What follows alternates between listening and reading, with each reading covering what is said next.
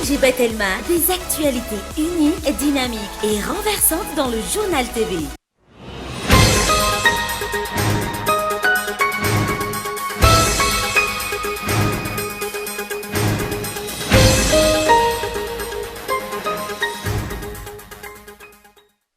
Iraika ambin'ny folo no namony ainy, 5 no naratra mafy vokatra ny lozam-pifamoivoizana izay nitranga tao amin'ny lalam-pirenena fahafito alina tao Anteheza commune Fiadanana distrika Nambohimasoa. Sprinter sy camion no nifandona tamin'izany. Raha mpianakaviana iray no novonoana Dianjola saika angalatra kisoa alina tao Antsambily commune Ivato. Nodoran'ireo olon-dratsy ihany koa ny trano teo amin'ny manodidina ahafahana manamora ny fakana ireo biby fiompy saingo maily ny fokon'olona. Tontosa tao amin'ny renivohitra Savany feonambe isamparitra ny mpikambana eo anivony antoko malagasy miaramiainga izay notanterahana omaly. Tonga nanatrika izany solitenan'ireo mpikambana ao anatin'ny faritra ary nompirofony izy ireo tamin'izany fa atoko velona sy matanjaka ny antoko malagasy miaramiainga. Eo amin'ny miresaka iraisam-pirenena miroso amin'ny fifidianan'ireo mpanao lalàna tamin'ity andro antiny any Allemagne. Andrasana izay isorany Angela Merkel izay nitondra nandritra ny 12 taona. Andrasana tao anatin'ny ora ho avy manaraka ny vokatra vonjimaika. Arao vehitrana ary ny andindininy mahakasika ireo.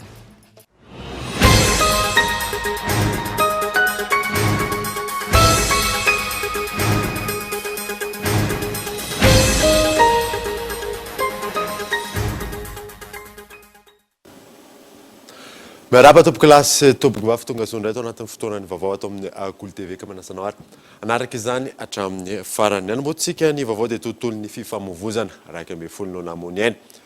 15 naratra mafy tamin'ny ilay lozam-pifamoivoizana izay nitranga tamin'ny lalam-pirenena fahafito ny alina sabotsy teo tao Antehezana commune Fiadanana distrika Nambohimasoa.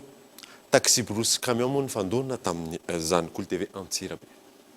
Nitrangana lozam-pifamoivoizana mahatsiravina tamin'ny lalam-pirenena fahafito tao Anteheza commune Fiadanana distrika Nambohimasoa. Anelanelany Kolo sy Vohiposy ny alina sabotsy fa 5 volana Septembre 2024 lasa teo tokony tamin'ny 7 ora sasany alina. Fiara sprinter iray avy any Fianaratsoa izay nitondra mpandeha hiakatra ho any an-drenivohitra no nifandona mafy tamina camion iray avy aty avaratra ka samy latsaka tany anaty antsana. Vokany maro ireo naratra mafy sy ny namony ainy. Za aloha zany tsy nahita ny tena hoe tonga dia mifandoma fa avy aty afara zany zay le taxi brosy hafa. Le sprinter nakany anaty atsana dia le camion koa ilany silany zany atsana daholo.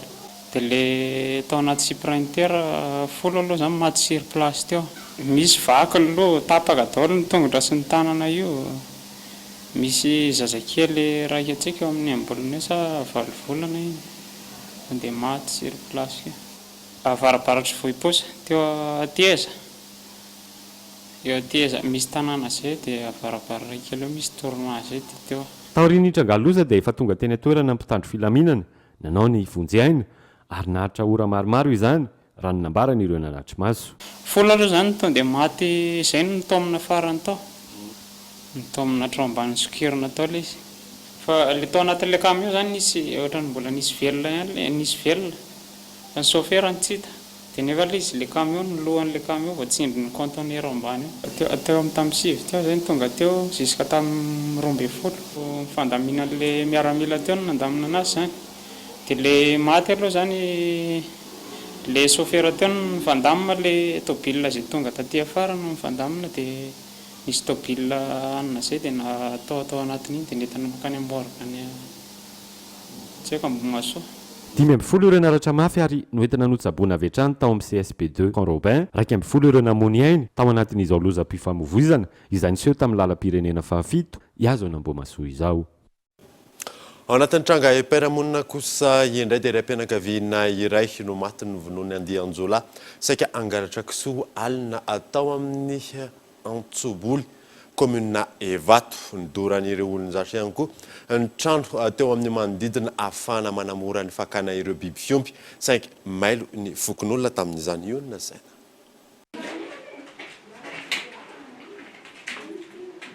Raha mpianakaviana 17 taona no maty notsondromin'ny Jolay tamin'ny antsi teo amin'ny tendany alina tao amin'ny fokotany Antsambily commune Ivato. Saika angalatra kisoa ireto olon-dratsy izay namany ihany noho izao nivadika izao. Zavatra nisy teto zany dia nisy namony ny dadako voalohany satria sainga nisy angalatra amin'ny biby nompiana. Le fitrangan'ilay alatra zany mamony izy dia tsy maminy dia avy eo zay no naminao ny azy. ny arany sotrosotro izy zany no zay ny tatarainy de hoe nyteny amin'ny farany hoe tena namitakaka izy zalahy nratrana nahazo anazy eo amin'ny tenda no nidiboran'ny aty ka nanaovana azy hoe tanjoko antsiray mako efa mpamongo soa ihany n'olona nanao an'le izy mipetraka rery miandry an'le fananany eo. Misa folo ireo biby fiompy saika angalarina.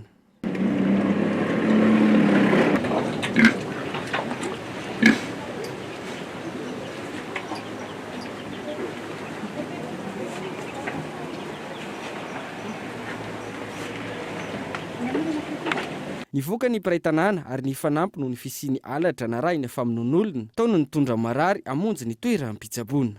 Nisy nandondona be tato amin'ny zareo tato voalohany zany hoe dada mahelona sy mamamelona mba vonjeo fa vonjeny de zareo moa zany ohatra mbola tary satria falinalina le izy de ohatra tsy taitra zareo fa mbola anina de lasa le olona ny etsinanana de efa tonga tany etsinanana tany le olona de nitsoka sify lehibe ay zany efa fokon'olona le izy hoe misy alerta de nitsoka sifle le olona de hoe misinina de hoe nitsindromin'ny antsi tatsy ny dadabe anay fa nisy olona nanafika de nitsindromin'ny antsi ny tendany a de ao tsy mahatsiary tenao izy fa mba mila vonjy de nandondona tato zany zareo de rehefa nandondona tato zareo de nifo ny tompotrano de namoaka tobila lasa hitondra an'le maratra ho any any hopitaly lasa tsasakadiny teo zany zareo tany ka izany le maratra koa tany maty.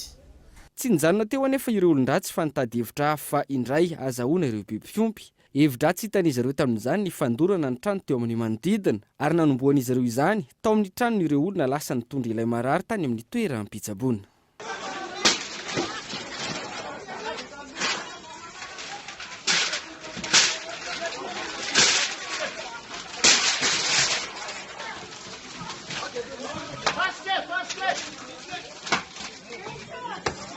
Rehefa tonga avy any amin'ny dokotera zany hoe maty le olona de apiditra ny razana ho ary amin'ny trano ary zay satria any misy zanany lahy teo izy niantso vonjeo de nariana tao anaty tobila indray ty razana fa namonjy ny trano ay teto zany de adiny fokon'olona hoe tena nanao ny aintso zavatra satria raha ny popia zany adiny ray ao ariny reny vao tonga sa efa presque hoe maty daholo zany ny afo satria raha tsy nisy fokon'olona de tena nitatra lavitra be ty afo ty.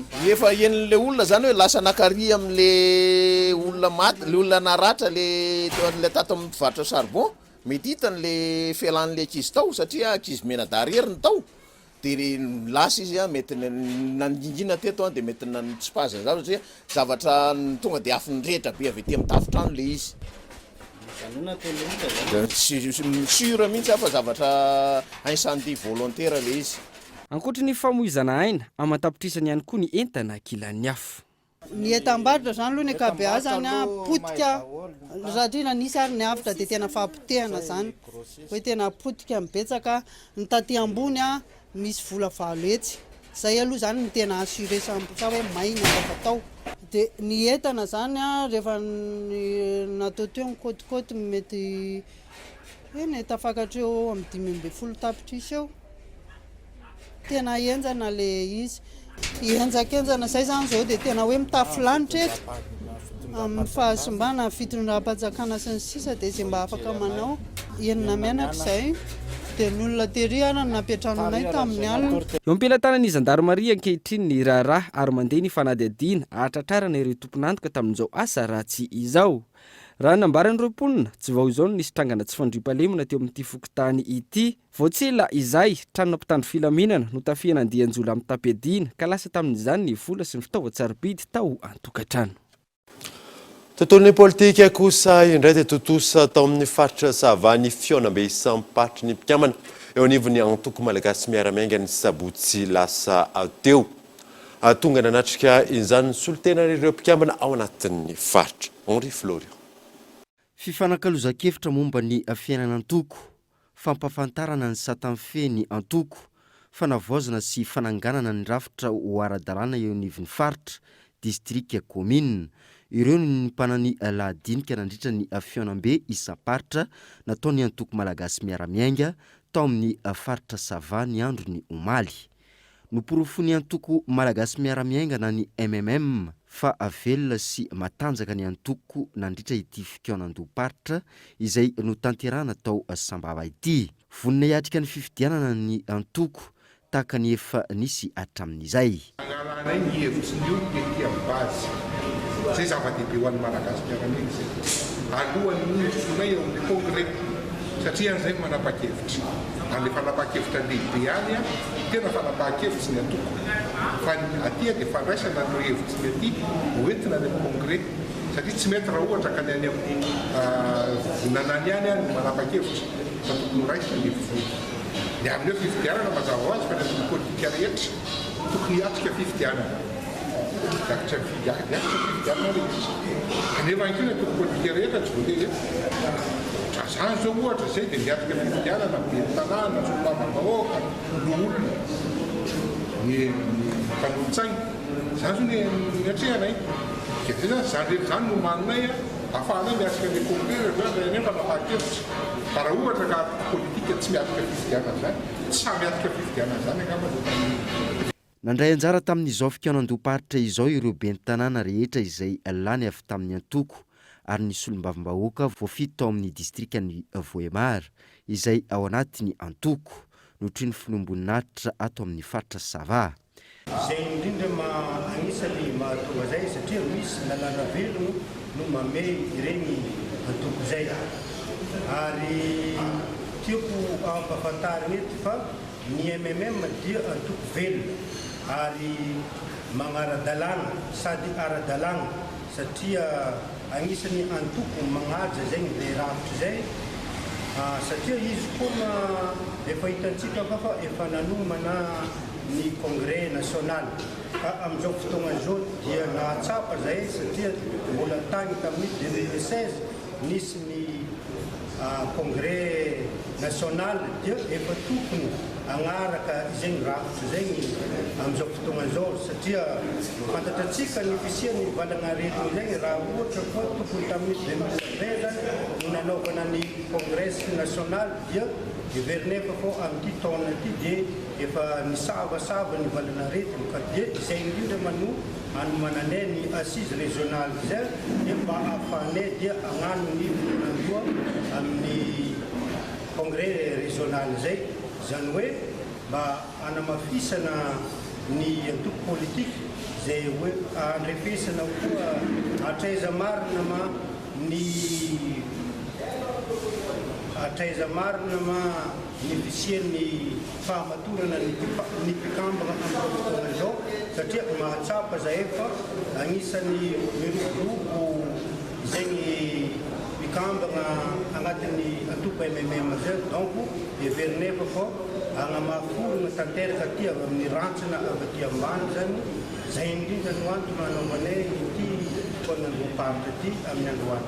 Faritra maro no efa nahatotosana izao fikaonan-doparitra izao ary mitoetrany amin'ny faritra maro manerana ny Madagasikara. Tontolon'ny finoana kosa indray dia nankalazana androany teny Soamandrakizay ny faha-10 amin'ny 100 taona nitorian'ny evanjely ankalalana ho an'ny diocèse n'Antananarivo. Nisy ihany koa ny fanamasinana operetra sy diakara ateo ihany koa ny fankalazana ny jobily volafotsy. Ka eto Andratsilavo.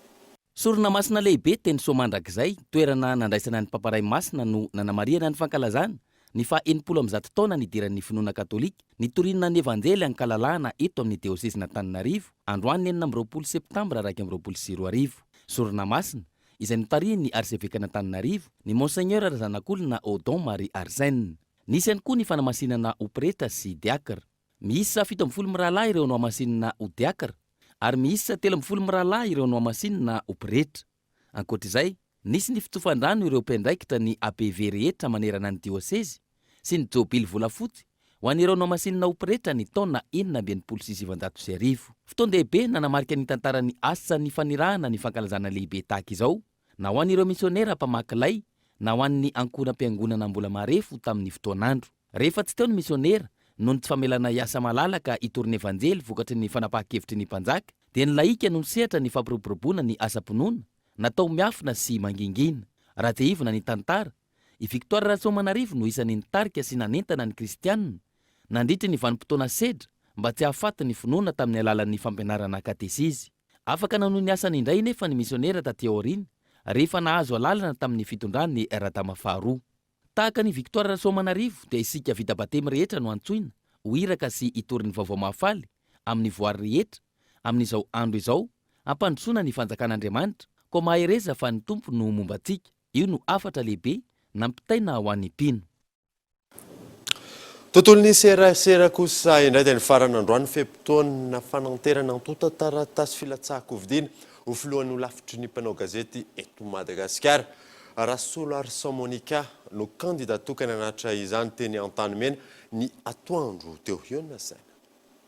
Tapitra androany tamin'ny mitatao vovonana ny fafana manatitra antota taratasy filatsahako vidina ho filohan'ny ho lafitry ny mpanao gazety eto Madagasikara na ny OGM. Kandida tokana no hiatrika ny fifidianana izay ho tanterana amin'ny sabotsy fa 12 oktobra izao ka i Rasola Arsan Monica no loha lisitra amin'izany.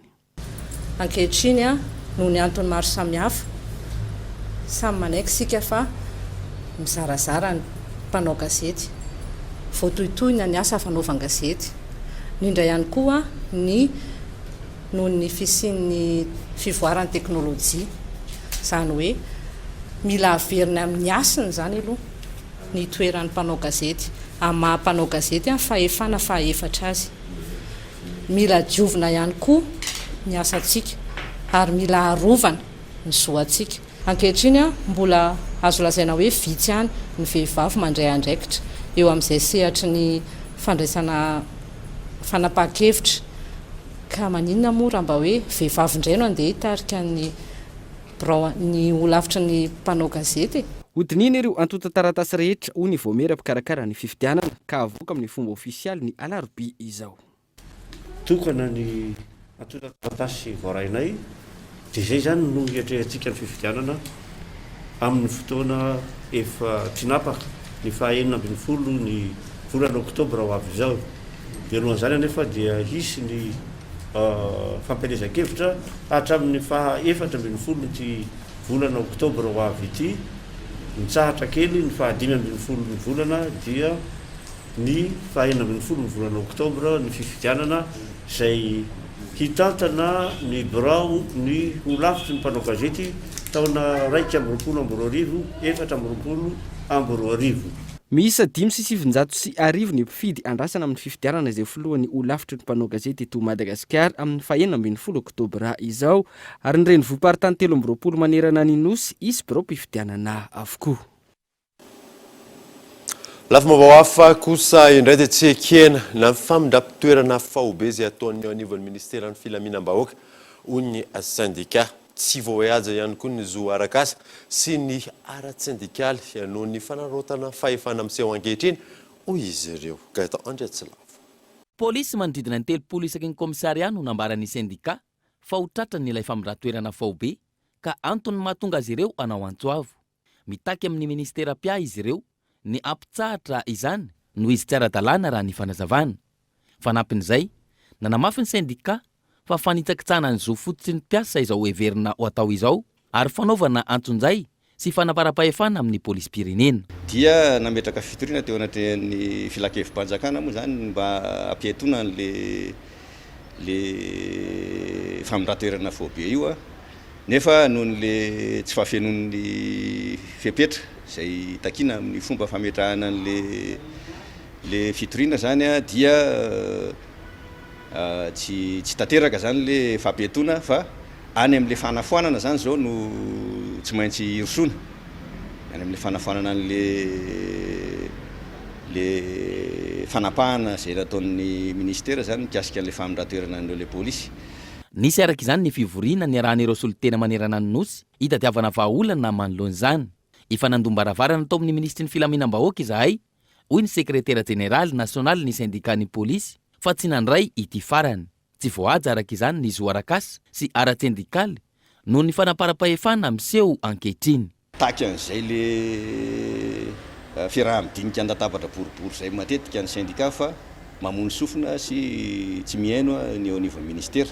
Ary andriamatoa ministra raha moa dia manidy varavarana mihitsy aminay syndicat satria raha angatahana feonana dia tsy mety mandray anay ary zany ny zavatra takianay sy tena ilana vahaolana mba ahafahana mifampiresaka amin'ny vantana, mba ahafahana mamany olana zay misy ao anivon'ny ministère amin'ny police satria maro be ireo olana zay menjady amin'ny piasa, mampimenmenina amin'ny piasa, tsy ho resaka famirateurana io ihany fa na eo amin'ny fomba fanatanterahana ny asa dia maro ny olana, indrindrina fa mifampitaovana amin'ny arakasa dia maro ny olana.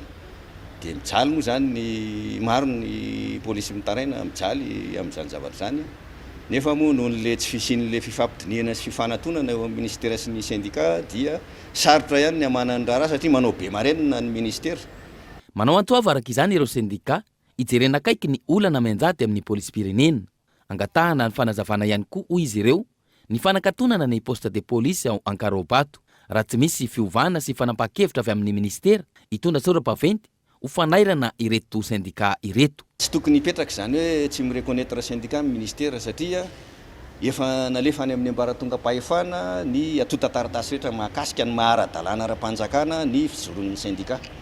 Dikan'izany efa mahafantatra an'izany daholo ireo lehibe isan'ambaratongany eo anivon'ny ministère ny filaminam-bahoaka. Dikan'izay zany tsy tokony isitsony zany hoe tsy mireconnaître fa io zany tena resaka mauvaise foi zany raha ny fahazahoana io satria matahotra ny hiara-iasa amin'ny syndicat raha ny fahazahoana azy ny ministère. Dia izay ny antony mahatonga azy manao tsinitsinina ny fisian'ny syndicat eo anivon'ny ministère ny filaminam-bahoaka. Andrasana manoloan'izany ny fanahoan-kevitra avy amin'ny ministère sy ny mety ho toy ny ity fitakiana ataon'ny syndicat ity. Tontolon'ny fahasalamana kosa indray dia nateo aza ny fiparitany valaretina Covid-19 tsy nitsahatra nanatanteraka ny asany ny fandaharana asa hoe SAID access tany amin'ireo district sy faritra izay asany. Nanome fiofanana ny mpiasan'ny fahasalamana nisy ihany koa ny fanatsarana ireo CSB ary tao ihany koa ny famatsiana ara-pitaovana maro samihafa. Henri Florio. Raha eo amin'ny lafiny fahasalamam-bahoaka ny ena ny fampiasan'ny olona ireo tobim-pahasalamana indrindra fa atao anatin'ny fotoana izay nananana taha-ambony ho an'ireo olona voamarina fa mitondra ny tsimon-karetina Covid-19 sy nandritra ny fihiboana araka ny fanazavana azo avy eo anivon'ny fandarana asa USAID access. Fantatra fa ny tahotra ateraka ireo vaovao tsy maro-potitra sy ny tsaho isan-karazany no isan'ny niteraka izany ny tahotra izany. Ny ena araka izany ny olona manatona tobim-pahasalamana nateo aza ny tsy fahasalamana sy ny antony maro tsy voatanisa. Manoloana io nanoana tanteraka ny mpiasan'ny fahasalamana ny fandarana asa USAID access nateo aza ny fisian'ny Covid-19. Anisan'ny nanao tohana be amintsika ny inona moa programme access izay vatsian'ny USAID vola amin'ny fanohanana antsika amin'ny fanatsarana ny fahasalamana tetiboeny. Dia nanampy antsika ny projet ny programme tamin'izay tamin'ny famporosiana aloha fanentanana. Nampiny antsika nameny fahefana manao an'ilay tany amin'ny radio télé hoe manantona ny tobim-pahasalamana fa tsisy atahoranao zany satria efa avoninao amin'ny fomba mendrika rehetrarehetra na ny fanasana tanana na ny gel omena na ny masika ho an'ireo lay mpiasa amin'ny fahasalamana ny blouse ny sur blouse hitanareo daholo reny zavatra reny tenena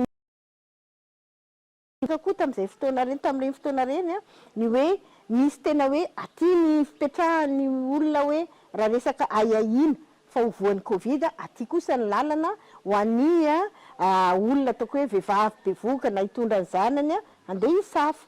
Nandritra izany fotoana izany ihany koa nanio ny asany amin'ny mahampanoana ny ministera ny fahasalamam-bahoaka azy ny fandarana asa USAID access. Anisan'ny tohana nataon'ny USAID access noho izany ny fanavaozana ireo centre de santé de base any amin'ny faritra iasany. Maro ireo fanamboarana natao tamin'ireo tobim-pahasalamana, atao ny fanatsarana ny fotodrafitrasa mba ahitana efitrano mifandraika amin'ireo tolotra misy toy ny efitrano fiterahana, efitrano fanaovam-baksin'ny zaza, efitrano fisafona, efitrano fividanana fanafody, ny fanamboarana efitrano fivoahana sy ny maro tsy voatanisa. Toy ny CSB2 eto Tanambo Andranolava ao anatin'ny faritra Boeny dia fotodrafitrasa fivoahana vaovao no narenina ho an'ny marary. Tsy misy tokoa manko ny fitsaboana ara-kalitao raha tsy tomombana ny fidiovana sy ny fanadiovana eny anivony ireny tobim-pahasalamana ireny. Ankehitriny moa zany dia efa misy ny fanaovana ny trano sy ny fanorenana ny lavapiringa ny fidiovana sy fahadiovana mihitsy amin'ny alalan'ny fandaharana access tena zava-dehibe ho anay mihitsy satria hatr'izay mantsy ty CSB de ty fa somary reradraraka any raha tany amin'ny 2005 izy natao. Tsy tsara koa zareo no manomenay namana ohatra ny aide clinique izay ataon'ny docteur Daniela manampy amin'ny asa rehetrarehetra manomboka amin'ny consultation izay tsisy zany hoe manque personnel zahay dia antsoina docteur Daniela dia afaka manampy anay. Manana koa zahay misaotra betsany access koa izay rehetrarehetra zay ny accompagnateur de santé communautaire izay ataon'ny Ventso. Izy zany misanany resaka communauté rehetrarehetra, izy manome formation rehetrarehetra miaraka aminay manampy anay mijery mitona ny zavatra tsy ampy ilain'ny communauté rehetrarehetra ny agent communautaire indrindrandrindra dia manana ny spécialiste de renforcement des capacités izay ataon'ny madame Sehiny koa zahay ny anazy ny tena hitako hoe be indrindra ny asa rehetrarehetra satria manampy anay amin'ny resaka formation izy. Araka izany mahazo fampiofanana isan-karazana avy amin'ny USAID Access ireo mpiasa ny fahasalamana toy ny famelomana zazakely tsy miaina eo am-piterana sy ny maro tsy voatanisa.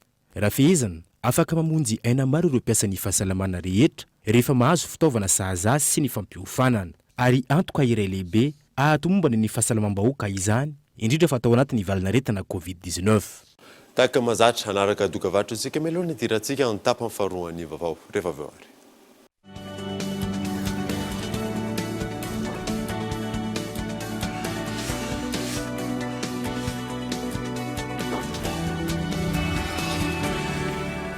Partagez les fous rires, les découvertes, les petits plaisirs, les passions, les rencontres inédites, les moments importants, ensemble, autrement. Partagez vos mégas et faites-en profiter à vos proches partout. Tapez le dièse 111 étoile 4 étoile 4 dièse.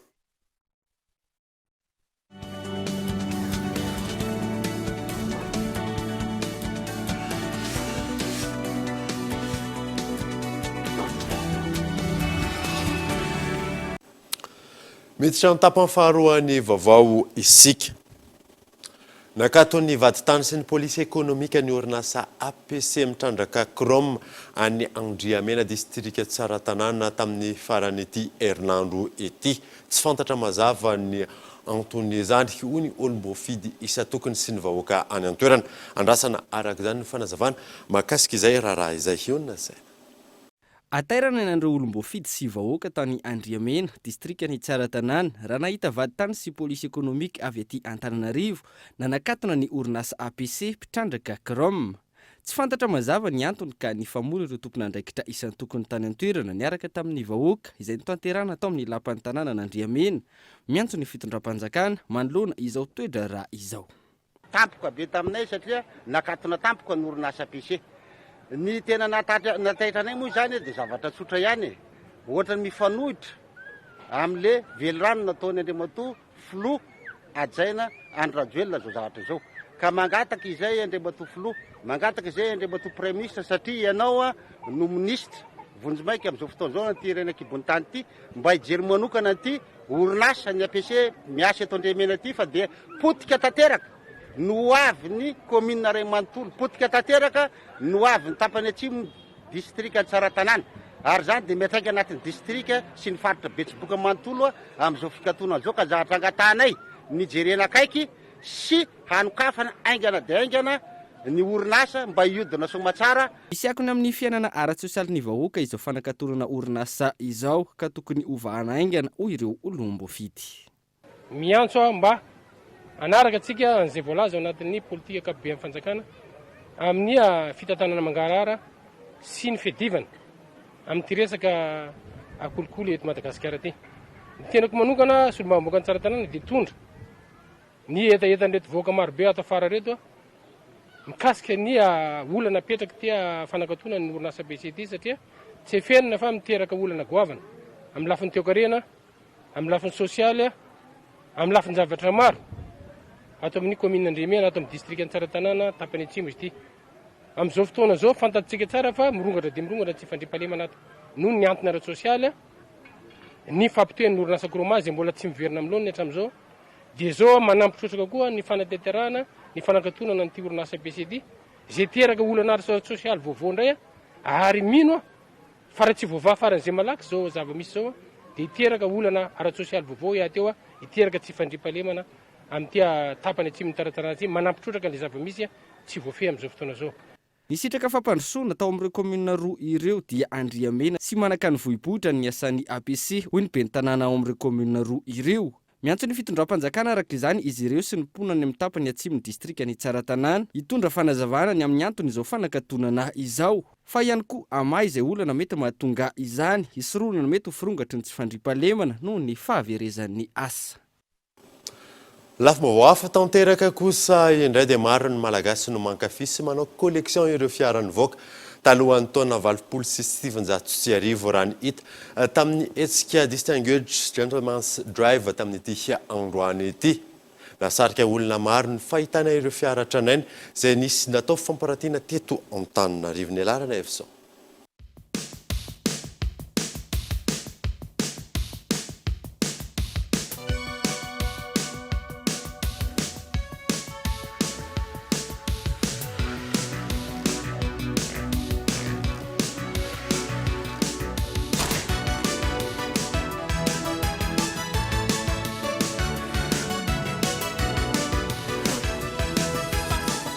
Isa valopolo ireo fiara nivoaka talohan'ny taona 2019 nandray anjara tamin'ny hetsika distinguished gentleman drive. Androany hiarany fanazavana ireo mpikarakara. Mahasarika ny masony rehetra ny nahita ireo fiara efa tranainy mbola voakolokolo tsara nandritra ny hetsika maro izay natao androany. Tao ireo hanisy safidiny nakasary tamin'ireo fiara. Raha ny fanazavana ho atao isan-taona ity hetsika ity. Voalohany indrindra amin'ny ity hetsika ity. Ici de manosika ni lutte contre le cancer de la prostate et pour la promotion de la santé des hommes à travers l'association Movember. Ni Tanzania androany de ici 128 villes y participer anatin'ny zay événement zay. De Antananarivo moa zany no participer anatin'ny zay événement zay. Mila finiavana sy fikarakarana manokana ny fiara mivoaka talohan'ny taona 2019 na izany azy maro ny malagasy manana sy mahavita mikolokolo izany. Eratsika malala fa ny fikojakajana tôbila tranaina zany de somary sarotrarotra ihany fa izay mihitsy moa zany ny hevitry ny iconique.mg zay association miorganise anty DGD Antananarivo ty ny hevitray de hoe tôbila tranaina mbola azo kolokolona tsara azo karakaraina tsara ary tokony omena fitiavana arak'izay de manao promotion azay zany izahay.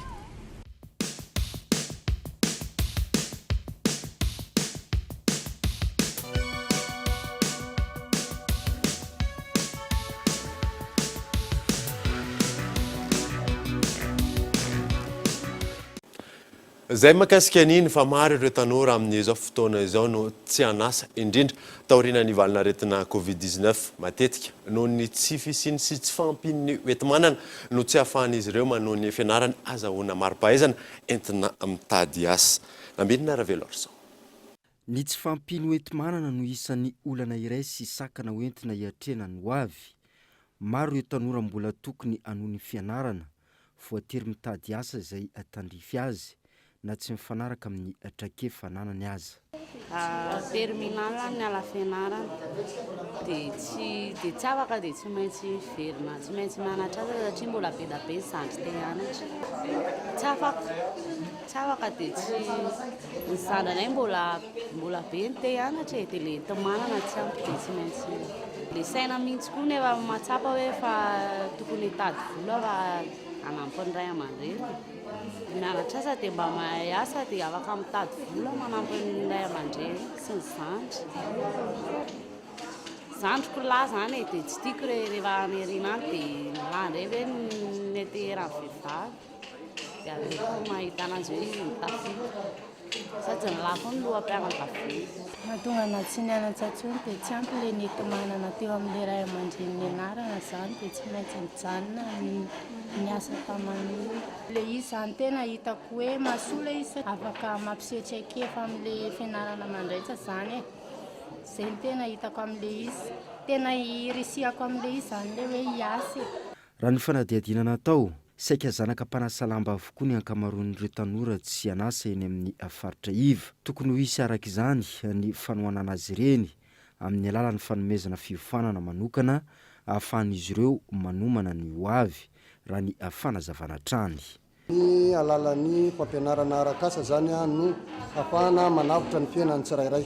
Andao sika ry zalahy no anome anjara masoandro ho an'reto ankizy reto satria raha ohatra hoe zay repotsiny reo dia mety hitarika anaonao foana izy amin'ny fahatanorana zay andalovany zany dia aloha izy ampianarana asa. Nandritra sy tahorinany avalana aretina COVID-19 hita sy tsapa fa niakatra ny tanyireo tanora very asa sy tsy anasa. Ny tsy fananana asa no isan'ny mitarika azy ireo anaonao foana mampitombo ny tsy fandriam-pahalemana. Efa misy ary maro ireo manome fiofanana maimaim-poana saingy mbola tsy ampy raha mitaha amin'ny tany tanora tsy anasa. Isan'izany ohatra ny fanomezana fampiofanana maimaim-poana ireo tanora eny amin'ny faritra iva, hijerena ny ho avin'izy ireo ary anamora kokoa ny fitadiavana asa. Tanora iray manana fahasembanana ara-pahitana ao Antsirabe no nanangana fikambanana ivondronan'ireo tanora toa azy izay milalao baolina kitra ao Vakinankaratra ao miroborobo ary mivoatra ny ekipan'izy ireo ankehitriny Kolo TV Antsirabe. Tovolahy 20 taona iray manana fahasembanana ara-pahitana no hiaraka amintsika amin'ity anio ity. Izy no antsoina hoe Daniel. Monina sy mipetraka eto Antsirabe izy ary mampiavaka azy manokana ny fitiavany baolina kitra. Fony mbola kely izy dia efa nankafy baolina kitra ary notazana tao amina sekoly iray mampianatra sy mitaiza ireo olona manana fahasembanana ara-pahitana eto Antsirabe renivohitra dia ny Vaovao izany. Ny tombo fitiavana izany taty aoriana ka nanjary lasa tanjona mihitsy ny anangana ekipa mpilalao baolina kitra izay antsoina hoe Askam. Ny Askam dia najoro tamin'ny taona 2019 31 juillet. Ny antony eo lolo hoe fitezaina vatana, fitezaina toe-tsaina, fitezana foa, azona hery sy tanjaka. Tsy hena tsisy fahasahorotana aloha satria eo le hoe fahaizana mitandry tena dia le finiavana koa ao anaty le finiavana dia afaka manatotosa lizy tanteraka zany. Mety hogaka isika mpijery hoe ahoana tokoa no ahafahan'ireto tanora manana fahasembanana ara-pahitana ireto manao ity lalao ity. Andeha ho azavan'ireo mpanazatra ny mahakasika izany tanteraka.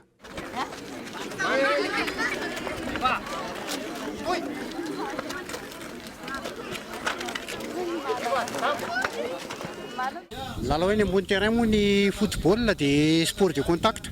Dia misy contact tokoa eo dia efa homanina araka izany ny hoe protège tibia zany amin'ny baolina dakana azy dia ny andrina asiana le protège amin'ny andrina iny zany miaro an'le tetamaso sy ny tariny iny zany. Dia izay aloha zany ny fiarovana vatana. Ny baolina tokoa tena miavaka satria tsy maintsy misy lakolosy eo anatiny satria ny sofina moa zany ny tena miasa mameno ny zavatra tsy hita satria ny tsy hita dia ohatrany tsy misy. Dia tsy maintsy tsapaina zany mba ho fantatra hoe misy. Misy manko ny baolina kitra ho an'ny olona jamba, tor baolina ny filaza azy, kitsoratsoraka fotsiny izay, gôlgôlina ositsika mahiratra. Fa ity zany dia tena aksisika. Hatreto zany aloha ny fitaovana dia adaptation no azonay natao fa tsy misy tena hoe manaraka an'ilay fenitra iraisam-pirenena. Manana ny nofinofiny ihany koa Daniel.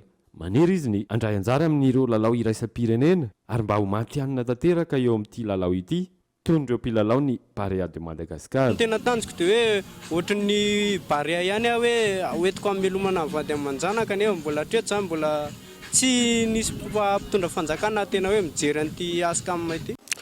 Tontolon'ny fanatanjahantena izay hatrany dia ho fampivoarana ny taranja basketball any amin'ireo faritra tsirairay avy eto Madagasikara dia mpanazatra miisa 220 no nahazo fampiofanana sy ny tolorana maro-pahaizana mifanaraka amin'ny fenitra iraisam-pirenena atao Thomas Nafanadina. Tafiditra ao anatin'ny fandarana sy ny federasiona malagasy ny basketball ny fampiakarana lenta ny fitantanana ireo kluba tsirairay avy malerina ny faritra amin'ny alalan'ny fampiofanana sy ny fizarana ny fahaiza-manao manaraka ny firoborobo ny filalaovana maneran-tany ho an'ny mpanazatra eo amin'ny taranja basketball.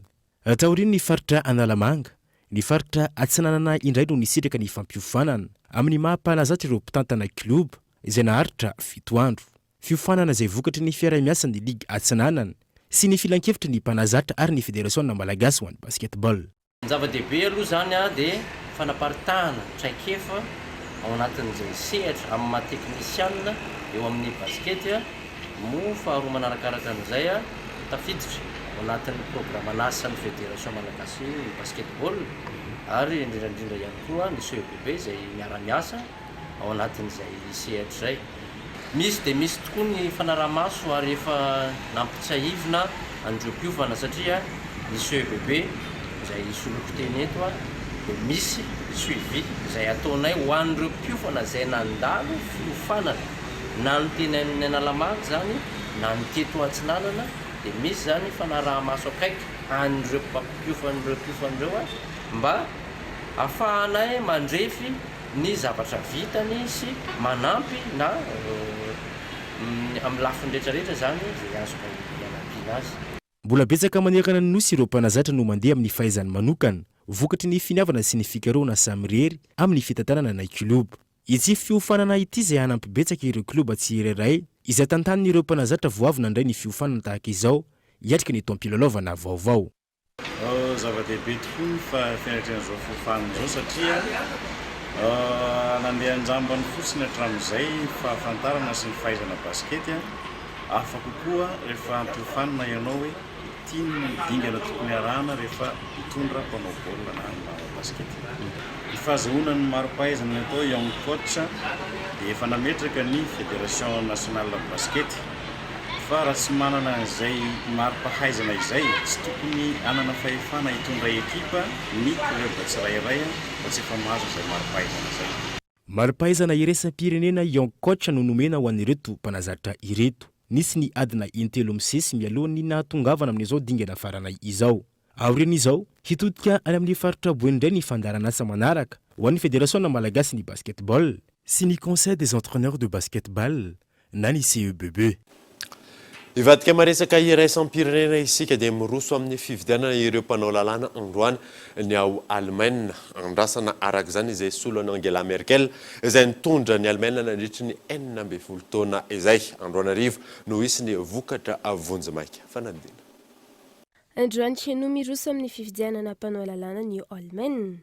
Miavaka ity fividianana ity raha ny fanazavana antony tsy misy ireo kandida izay teo amin'ny toerana no nilatsaka ho fidiana. Tsy nirotsaka ho fidiana intsony hi Angela Merkel rehefa teo amin'ny fitondrana nandritra ny 12 taona. Araka izany, somary tery ny fifaninanana raha ny fanadihadiana natao tamin'ny mety ho voka-pifidianana. Raha ny fanadihadiana izay natao hakely ny elanelana isy eo amin'ireo kandida telo ka sarotra ny ilazana sy aminavinana ny vokatry ny fifidianana. Ho an'ny androany manodidina ny 80 tapitrisa ireo Allemand andrasana ho tonga andray anjara asiana efa ny adidiny amin'izao fifidianana izao. Raha toka ny taona 17 manodidina ny 47 isanjaton'ireo mpifidy no tonga. Amin'ity taona ity, hiakatra izany taizany, antony alan'ny mpitatana teo aloha Angela Merkel. Ny faran'ny herinandro teo fa mbola ny iray ampantelon'ireo Allemand no mbola tsy mahalala sy misalasala amin'ny olona izay hovidiny. Vehivavy iray ary lehilahy roa no nirotsaka hovidina amin'ity fifidianana ity izay isolany Angela Merkel. Dia iny maresaka iraisam-pirenena iny manakatona ny vaovao tamin'ity alahady alina iteka sanao nanaraka izany soava tsara ato alto.